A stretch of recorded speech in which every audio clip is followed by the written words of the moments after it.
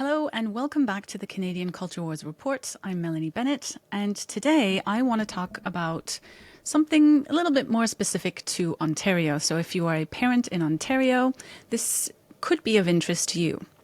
I've been talking a lot about activist pedagogy, what that is, how it presents itself, but more specifically CRRP, or culturally relevant and responsive pedagogy.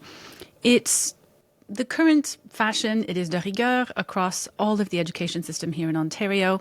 And I want to talk about how we ended up with it everywhere.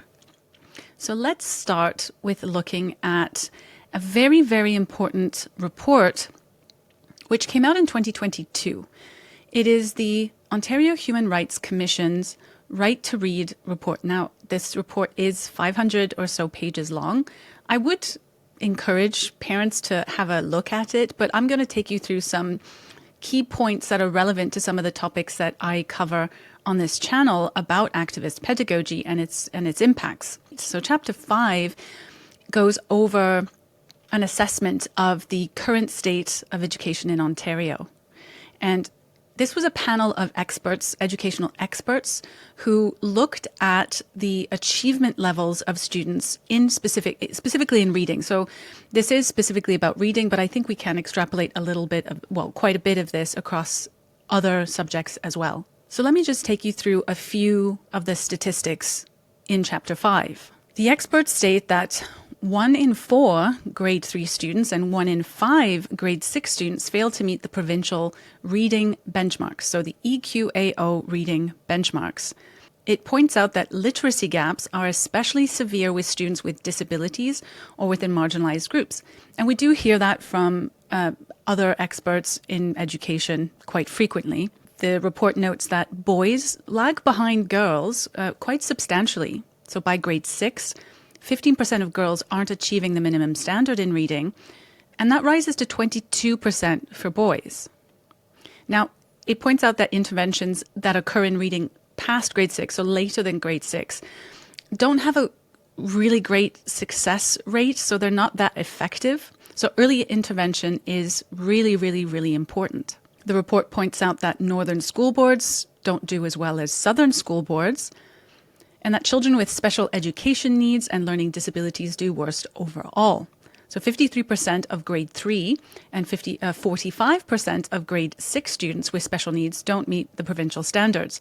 But it does point out that the situation for students with special education needs could be worse because those students with disabilities or special education needs are much more likely to be exempt from taking the EQAO test to begin with. Now, it's not just Ontario that has this decline in achievement. The Program for International Students Assessment, PISA, is a collaborative effort with the OECD comparing the academic achievement of its member countries. And this most recent report here shows us that since 2000, the overall reading scores have declined, and that the number of students who can't read to international level, so it's not the EQAO, it's international level, has increased. The reading skills gap between students with the highest and lowest performance levels, an important indicator of the equity educational outcomes, that's widened, okay? So there's a wider gap between those who achieve and those who don't. It says that 13% of students, or about 1 in 7, performed at the lowest levels of PISA, and that socioeconomically advantaged students perform better than socioeconomically disadvantaged students, which is also something that's been noted in the Right to Read report. I mean, the nutshell here, the main takeaway in all of these statistics, just to say that more students are struggling to read more than ever. So this is a problem. Now, it is worth pointing out that Canada, in comparison to other countries on the international level, still is a top-ranking country despite the decline, because the decline is observed across the OECD nations generally. So this isn't a unique decline in Canada only. So if we go back to the Right to Read report, what is causing this decline? Now, this is where things get really interesting, because the report essentially tells us that schools have abandoned what's called structural literacy instruction. So this is where you have an expert, which is the teacher, who is explicitly teaching students with effective methods. It says that they're not adopting evidence-based practice, which is a system of cognitive psychology approaches known as the science of learning or the science of reading more specifically, and that they're using unscientific teaching methods, which in their estimation is actively harming students. This really caught my eye because in my research on K-12 education, I keep coming across the term evidence-based practice. We are engaging in evidence-based practice. But the Right to Read report back in 2022 is essentially saying that schools are not engaging in evidence-based practice. The evidence-based practice that exists, the science of learning, is not being adopted widely or uniformly across the school boards. And that is the reason that we're seeing this decline, specifically in reading. It says that where those approaches are done, they're piecemeal. It says that a lot of school boards don't even realize that those approaches exist. It says that when applying other non-evidence-based approaches, that teachers find it difficult to reconcile the two different approaches, evidence-based and non-evidence-based. That the school boards and teachers themselves are really not given sufficient guidance on how to implement evidence-based practice. And most interestingly, the report notices that those who try to implement science of learning face significant resistance to that change because of strongly held beliefs with the other practices. So what are the other practices that they are specifically talking about? Let's just have a look specifically at what they say. They're saying that these individuals said, this is some interviews that they did with some teachers, that the teaching profession is a closed culture and teachers need to be educated by people outside their own profession. So this could be cognitive psychologists, for example, or other science of learning professionals. They reported trying to show board leaders the data and evidence supporting science-based approaches and being rebuffed. They also described a concerning tendency of boards to subvert human rights and equity principles to prevent the use of science-based approaches to learning to read that would promote greater equity for students. So they're actively hampering the implementation of science-based practice. For example, they said that they're not permitted to talk about at-risk students from certain code-protected groups, as this would be considered racially biased. So I'm going to interpret that, if you're talking about how Black students might be struggling, and we do see that in some of the reporting, then you can't really talk about those students because that would be considered racially biased. This is in 2022. They also describe boards' exclusive focus on socio-cultural approaches of teaching, specifically culturally responsive pedagogy, to the exclusion of all else, including instruction in foundational reading skills. So this is a topic that I've been talking about quite a bit, culturally responsive pedagogy, or culturally responsive and culturally relevant and responsive pedagogy is also known as that.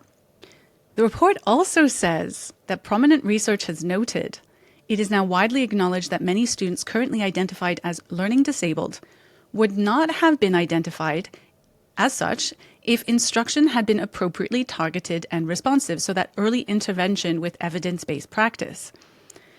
So that's really interesting because one of the justifications for doing CRRP is to help the at-risk students. It could be from an identity-based at-risk or from learning disabilities or they might have some special needs, right? But this is telling us that if you used science-based approaches, you would not have as many people who have those specific needs because they would have been addressed really early on. So that's really, really, really interesting. So you would think that if we know that these approaches are effective and that it would eliminate some of the struggles of some of the most marginalized and at-risk students, then we would implement it. But that's not happening because the report even notices some of the pushback on teachers and is quite alarmed by it. It says that educators and other professionals who work within various Ontario boards approached the OHRC on a confidential basis to describe the challenges that they faced trying to advocate or implement change in their boards. So some teachers are trying to advocate for scientific approaches or evidence-based practice. These knowledgeable professionals described being ignored, or worse, being told to stop advocating for science-based approaches or risk facing career repercussions. And we know this is true because there's been many, many stories of teachers trying to bring a different idea forward and being shunned in the very similar way. This included being told to find other jobs if they don't get on board with prevalent whole language and balanced literacy philosophy. So this is the less evidence-based practice that they're talking about. They talked about seeing colleagues involuntarily reassigned to different positions after advocating for approaches consistent with the science of reading. This culture of retribution has contributed to a culture of fear around raising concerns about ineffective approaches to teaching, reading, and other issues concerned to students with disabilities.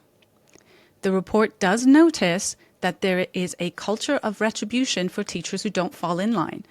Now, here it was talking about the science of learning, but it's also talking about the culturally relevant pedagogy or the activist approaches. It goes on to say, we also heard about fear and intimidation in the surveys we received. This is a quote from a respondent. Somehow, intimidation needs to be eliminated from the field of beginning reading instruction. The intimidation that some teachers have experienced, me included for most of my career, is ferocious. We need permission to say what structured literacy is okay. We need permission to say that direct instruction is okay. We need permission to say that systematic and explicit phonics is okay. We need permission to say that the science of reading is okay. We need permission to explore and to be enthusiastic about and not fear of reading recovery and some other, it goes on to talk about some other methods here, but why would there be such a pushback against the science of reading? And I think the key really is in CRRP, because it's a whole school approach. It's a whole education system approach. And because it's based in CRT, in cultural critical race theory, it posits that you need to disrupt and dismantle the system which is designed to reproduce capitalism, basically. And you need to do this in an identity or culturally focused way. So this completely goes against the idea that you have a teacher who is an expert at the front of the class doing direct, explicit instruction. That goes against the foundational principles, which is also in CRP, which is a Freirean model that you don't want to do the banking instruction or the banking model, which is direct, explicit instruction with the teacher at the front of the class telling you what you need to do to learn, right? So that's known as the banking model of teaching, where you deposit knowledge into the student. But CRRP is sort of a child-focused. It's about critically analyzing the situation. There's a whole bunch of other stuff involved in that as well that aren't necessarily CRRP, which is the different pedagogies. But CRRP really is involved in this. So the ferocity is because of the belief systems that the educators have, which are not based in science. They're based in philosophies. They're based in theoretical concepts and activism as well. And it's being seriously and strongly pushed on educators. And if they don't agree, out the door. So why could that be? Now, CRRP is just a form of pedagogy, although it is a dominant form of pedagogy, but it's part of the umbrella of DEI. DEI also strongly being based in critical race theory. When you look at actual evidence-based studies, there is a common pattern that this approach kind of has a negative impact on the people who are under it, basically. Now, Dr. David Haskell did a review of lots of different studies on DEI, and there's some really handy tables at the very end, which you could go have a little look at, but describing that there are a number of studies that conclude that the evidence really isn't strong enough to tell us that it has any effect on increasing tolerance or harmony or having any lasting behavioral change to apply these methods. But worryingly, that many studies are also showing that DEI instruction actually increases prejudice and activates bigotry that wasn't there before. So could that be an indication of why there's such a ferocious intimidation culture when pushing back against some of these approaches? A further study by Stephen Reisch, who looked at the number of times that science of learning language was used within two curriculums. So you have the 2006 curriculum in Ontario and the 2023 curriculum in Ontario. And he wanted to see, well, since the release of the Right to Read report in 2022, has there been a meaningful change in the amount of science of learning references versus the critical theory references, which is the CRRP? And given that these two approaches really are mutually exclusive, and I could go into more detail, but just take my word for it at the minute, they really are mutually exclusive. You can't really have an effective evidence-based learning environment and an activist learning environment at the same time, because of the methodologies in both are actually quite mutually exclusive. If I just take you back for the banking model of education, for example, Freire says we don't want that, but science of learning is saying, well, actually, that's exactly what we need. And so it's kind of irreconcilable. So by investigating the two curriculums, 2006 and 2023, Risch noticed that there has been increase in mentions of the science of learning. So they're doing something about it. But more worrying is that there's been an even greater increase in critical theory over that period of time, or between those two curriculums, which is not surprising because I see it accelerating as well. I keep seeing it mentioned all the time through things like professional development that gets posted online or some resources that people send me. So that's not really surprising. And you would think if the Ministry of Education had properly taken on board the recommendations from the OHRC 2022 Right to Read, what you should be seeing is that the critical theory language should be really on the decline or almost none. But that's not the case. And another curious thing that he noticed is that in 2006, the curriculum didn't have much mention of the term identity, which is a very fashionable term now. But in 2023, there's loads. So what we can kind of grasp from this very basic quantitative analysis is that they're not getting rid of the activism. They're not getting rid of the CRRP, which even the OHRC, the Ontario Human Rights Commission, is saying is having an actively negative impact on the learning of students, especially the marginalized students. And the reason that CRRP and activist pedagogy, or that we're told is being implemented or being put in place, is to address inequities between different identity groups or students with disabilities, or the most marginalized, basically.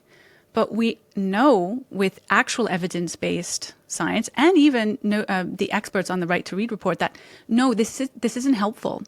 If you want the most marginalized students to succeed, you have to apply the learning science, which they're not doing. So there's a huge conflict here. Our Ministry of Education is really, really holding on to activist pedagogy, even though the Ontario Human Rights Commission has told them, no, this is having the opposite effect of what your stated goal is. Now, in 2017, the Ministry of Education at the time put out an equity action plan. And in that equity action plan, they specifically called for the creation of an entirely new department called the Education Equity Secretariat. Now, the Equity Secretariat was designed to really expand DEI approach in education. But they even specifically called out the use of, well, maybe not called out, but they specifically recommended the use of culturally responsive pedagogy, even in 2017. So that entire department, the Equity Secretariat, was given a whole bunch of funding, I don't know how much, to develop a systemic and transformational change in the education system towards culturally responsive pedagogy. Now, a few years later, the Human Rights Commission came along and said, this isn't helping. It's not useful. In fact, it's having the opposite effect and you should stop doing it. But clearly through Risch's research, through his quantitative analysis, they haven't stopped doing it. They've increased the science of learning, but they've also increased the activist pedagogy. So why is that happening? I don't really know the answer to that, but I ask myself, if you had created an entire department on the basis of a belief system that you have, which is very activist orientated, and that you were told by the Ontario Human Rights Commission that you were denying students human rights to read properly by applying this whole thing that you've created a new department for and you have to get rid of it, would you get rid of it? Or would you try to make it so, no, we can do both at the same time. It's fine. We'll do your science of learning because you told us to, but we'll also do our activist stuff as well. So perhaps that's what we're seeing right now. They don't really want to give up on the idea that this isn't helping and they're being told not to do it. Now, another interesting thing is I happened to come across one of the experts from the Right to Read report. I had a conversation with her, and they're doing a conference I think it's this June, on the learning science and the advancements in that and what's going on with it. And I have noticed some mentions of learning science within different resources that I've come across. So they are doing it. But the interesting thing, and the reason I mentioned it, is that she happened to mention to me that this group is entirely funding it on their own. They're not really I don't think they're getting Ministry of Education funding. I don't think they're really getting outside funding to do this, which I find to be extremely curious, because there is an enormous amount of funding that is going to equity, diversity, inclusion, CRRP, activist pedagogy. There's a lot of resources going into promoting that. But there's no money going into promoting a learning science conference that's going to help educators. I think they're targeting principals, but I could be wrong, to actually implement this appropriately and to educate them on it. It's just very curious to me that there doesn't seem to be a lot of support for implementing that. So this is driven entirely by those who believe that it needs to happen. Anyway, that's a bit of a side note. It's concerning. So, okay, that was 2017, the action plan. Yes, they were promoting the Equity Secretariat. Yes, they were promoting culturally relevant pedagogy at the time. But that was 2017. Maybe they've completely changed. But no. The reason that I went down this rabbit hole is because I came across this over the last few years, definitely since 2022. And if you go to the Ministry of Education right now, you can see. So here's a page from, this is curriculum and resources, but they promote culturally relevant and responsive pedagogy across multiple pages. I believe another one is the human rights section of the MOE. So they're still very, very keen on promoting it.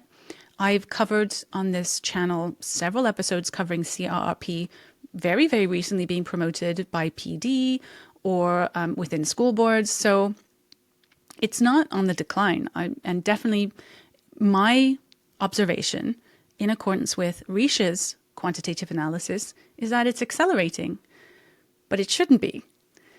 So I don't know what the answer is to this, but I did think that the information within here, the gist of the information in here, is that activist pedagogy, led mostly by CRRP, is absolutely on the increase within school boards and the Ministry of Education. So there's no doubt about that. However, they were told by the Ontario Human Rights Commission that this had a direct negative impact on the ability of students to learn, even though CRRP, one of its principles is supposed to be increasing achievement or having a high standard of achievement for students, but it doesn't. Experts in learning tell us that it is having a detrimental impact on reading. I believe we can extrapolate that to other subjects as well. So I think we need to start asking our Ministry of Education, why do you keep promoting something that the Ontario Human Rights Commission is saying you are failing in delivering for the human rights of students by actually using this? We need to start asking questions. So I hope that was useful to you. If you have any questions, let me know in the comments, and I'll see you next time.